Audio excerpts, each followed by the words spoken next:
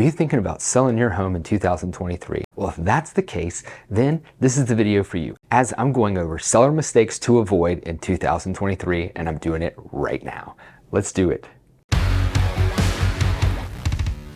Let's face it, 2023, it's not going to be as easy to sell your home as it was in 2020 and 21. However, good news is it is definitely still a seller's market, but there's a lot of things that you need to know. If you got used to what was happening in 2020 and 21, it's very different now, and it's going to be in 2023. I'm sharing with you today the seller mistakes you absolutely have to avoid in 2023 to make sure you get your home sold quickly and for top dollar. I'm Jonathan McCoy with Keller Williams Realty, Chattahoochee North, and I've been helping sellers for 10 years getting the most out of their property when they decide to sell. I've navigated through waters of buyer's markets and seller's markets and even markets, so I know what to do when the market changes, and that's what's happening right now. The market has been changing. However, it's good to know, first of all, despite what you may hear on social media or in the news, we are definitely still in a seller's market and inventory is still low, which is why it is a seller's market. The number of buyers has definitely decreased, but they are still out there. With all that said, let's get to the information that you're looking for. Mistake number one to avoid: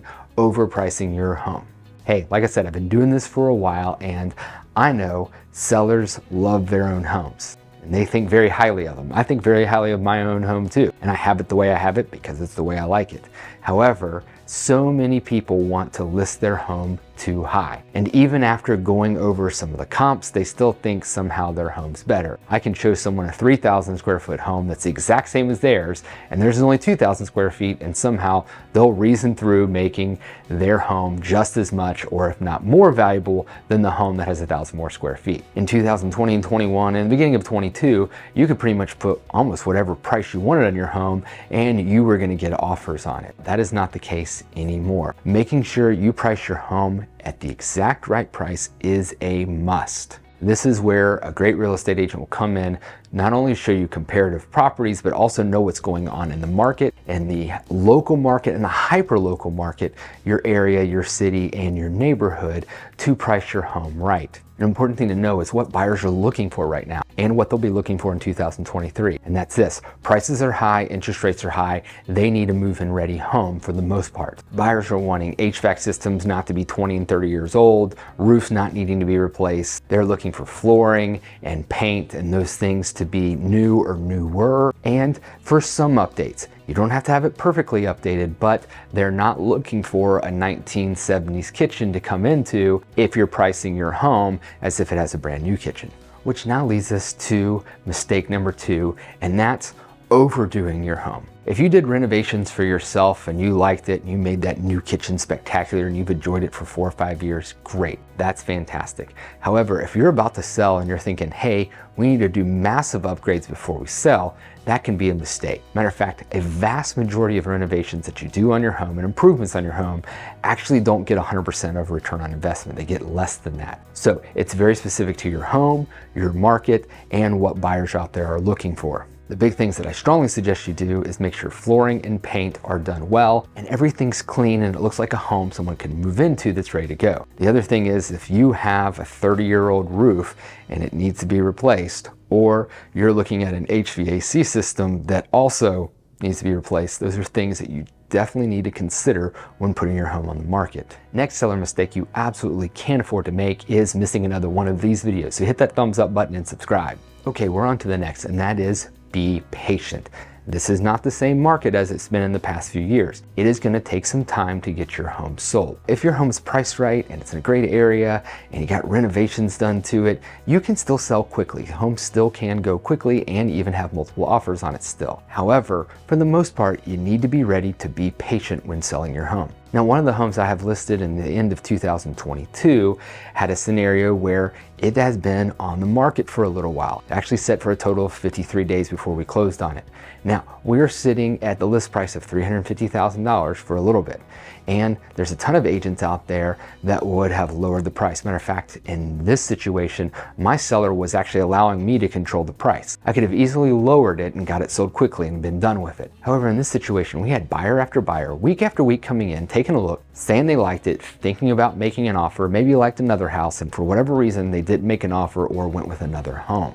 With my years of experience, I just knew that the price was right there, that we had it right. We just had to find that right buyer for it. Instead of lowering the price, I told my seller to be patient and let's keep marketing the property like we have been and see what we get. And lo and behold, a couple months later, we finally got that buyer and got our full price offer of $350,000. This isn't the scenario every time. If you overprice it, you may need to make those price drops. However, an experienced agent that's actually getting feedback from buyers that come in and talking with other agents can give you some insight of what's going on with your home. If no one's looking to make an offer and everybody's saying there's no interest in the home whatsoever, then you might have a price problem. But in this scenario, it just seemed like every time a buyer came in, there was some interest and we were just waiting for that right one to come in. Mistake number 4 that you need to avoid is not helping buyers with their closing costs. Look, it's hard for buyers right now. They're struggling with having enough money to cover the down payment and the closing costs and the higher interest rates and all those things that come with purchasing a home. So what you as a seller might need to do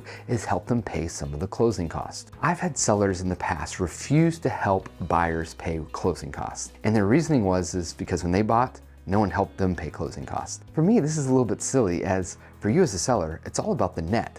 How much are you getting after it's all said and done when you sell your home? Yeah, if you're helping to pay the buyer's closing costs, yes, that takes away some of your money. But if your sales price is high enough and you net what you need to net, then who cares if you're helping them pay some of their closing costs? So you as a seller, helping the buyer pay some of their closing costs is something that you need to think about, look into, and seriously consider if you're selling your home in 2023. And one of my big ones for sellers to make sure that they avoid the mistake of this in 2023 and beyond is having an agent not doing video.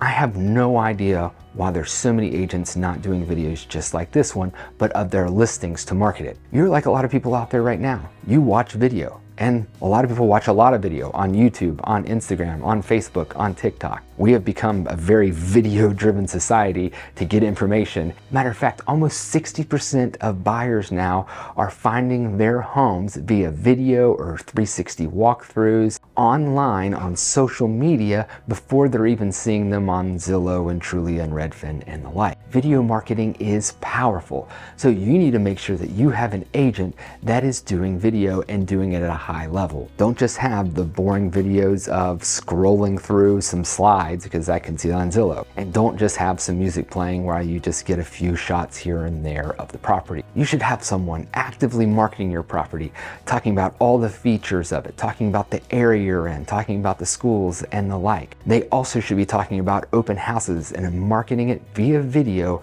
on social media to get as much hype as possible. Can't tell you how many buyers out there are actually buyers that aren't really looking, meaning they're not saying, hey, I want to buy a house right now, but they're always on the look for a home. Because just like you, there are people all over the place looking at homes even though they're not trying to buy. It's why HGTV is so popular. It's why people share homes and you just have to click on the pictures to see what it looks like. That means social media marketing, specifically via video, is a must to get your home sold for a high price and quickly as possible in 2023.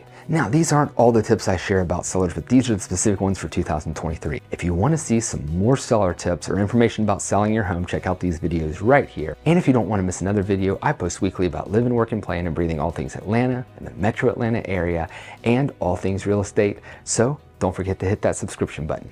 Thanks, and I'll see you next time.